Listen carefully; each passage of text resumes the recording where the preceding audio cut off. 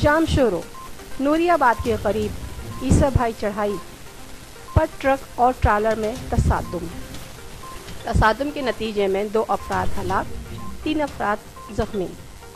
कराची से अंदरून सिंध आने वाले truck number TKH 2286, trailer number TLT 987 में नूरियाबाद ईसा भाई चढ़ाई पर टक्कर के नतीजे में 2 अफराद अहमद गुल ब्रोही नसीम अब्बास हलाक हो गए, जबकि 3 अफराद अब्दुल हलीम मोहम्मद साजिद अमजद अली जख्मी हो गए।